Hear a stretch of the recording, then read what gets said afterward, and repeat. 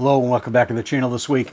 This week's episode is all about the brand new Viltrox 15mm f1.7, another lens in the Air series. And I've already done probably, 5 or 6 or 7 videos on the Air series. I gotta say, this little lens right here is one of my favorites of this group. And I gotta say, the reason for that really has to do with my love for wide-angle lenses. So as you know, I'm a real big fan of lenses of this type, the 23mm or 24mm full frame equivalent.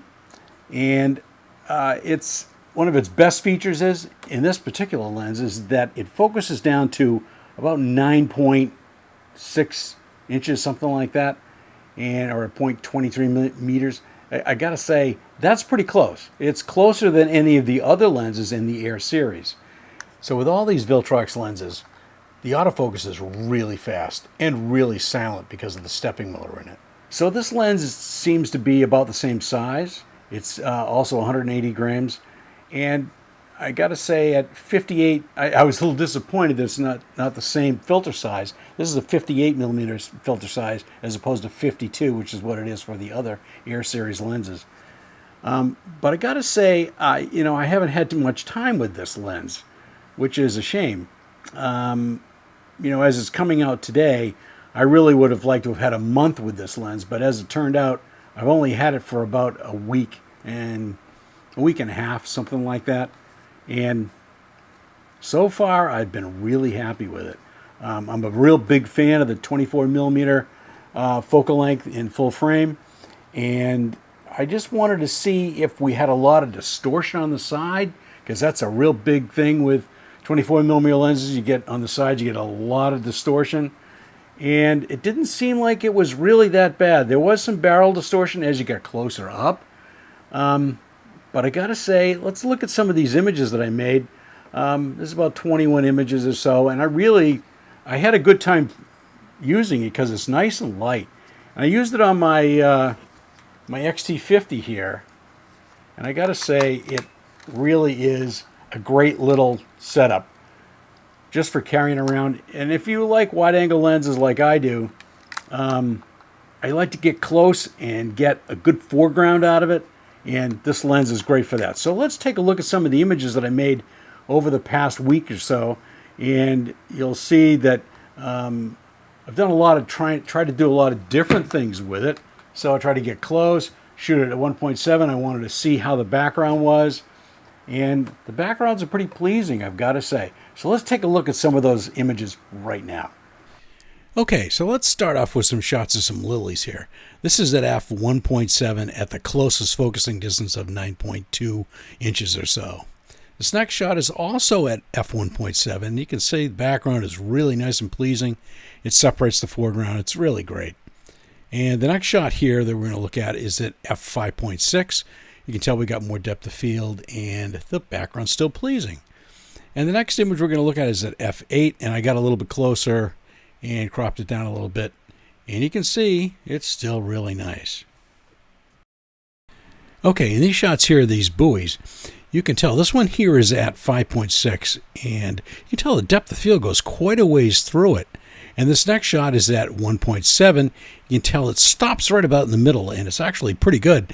I was really surprised, and there's not a lot of distortion on the edges. It's really great. So the next thing I tried to do was shoot directly into the sun. This one here is at f1.7, and you can tell there's a lot of blooming, but boy, it's really good. This is at f8, and again, it's really great. There's not a lot of things going on. I just was very surprised. Now this image here is with the sun off to the left, but you can see up around motif number 1 that there is some artifacting going on, which, I don't know, sometimes it bothers me, sometimes it doesn't. Now, these next 2 images, I was looking to see if we were going to have any barrel distortion. And there's a little bit, just a little bit in the middle of this image, but it's not really that bad. This next image here, there you can tell there's some barrel distortion going on because I was very close to this particular door. You can see it bows out a little bit.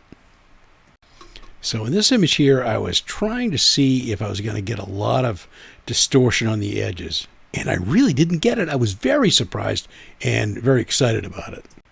With this image here, I was trying to see if there was going to be any distortion that really made these boats point outwards, because that's what I was trying to do. I was trying to accomplish that with this image, and it actually worked out that way. So this is just another image looking for distortions, and I didn't seem to get any. It's not a great image, but it's kind of interesting. This X image here, I got close up, and I didn't get a lot of distortion. I was very surprised with this, and I kind of like this image. Really sharp. Man, is it sharp. This image here with this axe in the middle of all this line, I was just trying to emphasize the foreground, and that's what I did. And the depth of field kept going more out into the image. So not a great image, but you can see there's a little bit of distortion here on the edges with this line, this large line. And it the way it goes off into the background is really kind of interesting. You can tell with this image I was trying to emphasize this fake lobster in the foreground, and then the buoys off on the left-hand side. Nice and sharp, and the background is not that far out. So with this image, I just love the light. It's just, to me, with this lens, it did such a great job of keeping everything sharp at f8. And the interesting thing about it is that the parallax is off, obviously, but it still is pleasing. So I hope you like the images I made with my little setup here with this, the 15 1.7 and the XT50 here. They came out great, and I got to say, this lens resolves 40 megapixels really well. So, by the way, if you want to get more information about this particular lens, go to the link below and check it out and see if you like this lens. It's only $239 US, and it's also an E mount and Z mount. So for Sony and Nikon, and I'm sure there'll be others along the way. So as you can tell by most of these images, I gotta say this lens is really sharp at 1.7. All of these lenses are really sharp, wide open. And at 5.6 and an f8, the backgrounds are beautiful and the images are nice and sharp.